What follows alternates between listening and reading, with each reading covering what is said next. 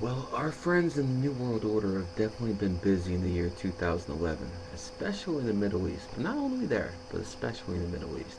What I'd like to do now is show you all the 11s around all the major events that happened in the Middle East that they call the Arab Spring, whatever they want to call it. This information that I'm about to show you will actually make you think. If you're a non-believer, what the hell? And if you actually understand how the global cabal called the Illuminati work and how they use metaphysical science to their advantage, this would just strengthen your points that you can point out to people. Let's start like this. In Egypt, President Mubarak, who was born 5/4/1928, let's do the math together. 541928 adds up to 29, 2 plus 9 equals 11, was forced to step down on February 11th. Now, Mr. Mubarak, a guy who led his country for 3 decades, ended up in a cage after that. But the interesting thing is, he was forced to resign on the 11th. Now, why the 11th? Because just like 9/11 happened, they're trying to tap into people's emotional energy and trying to enrage them. So, what happens after Mubarak steps down? Well, next target, Gaddafi. Gaddafi, born 6/7/1942, 6/7/1942 adds up to 29. 2 plus 9 again adds up to 11.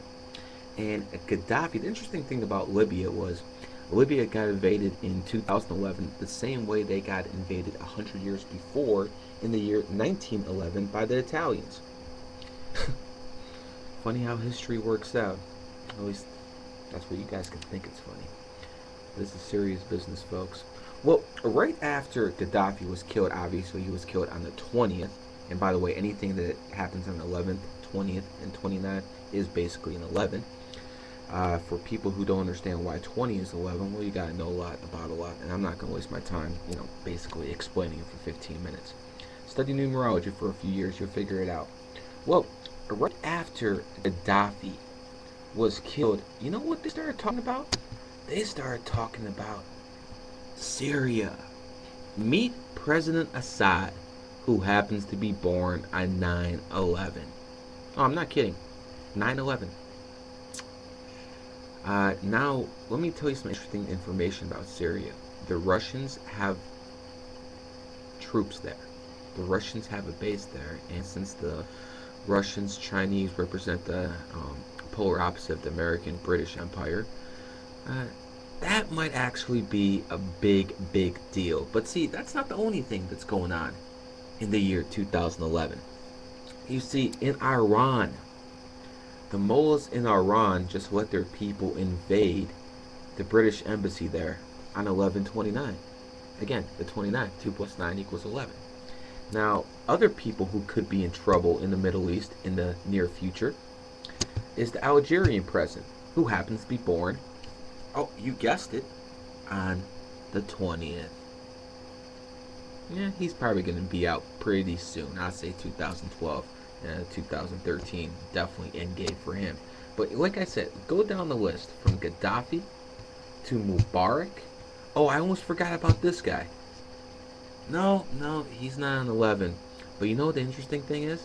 He was forced to sign a document to resign on 11/23, 2011. Let's do the math together.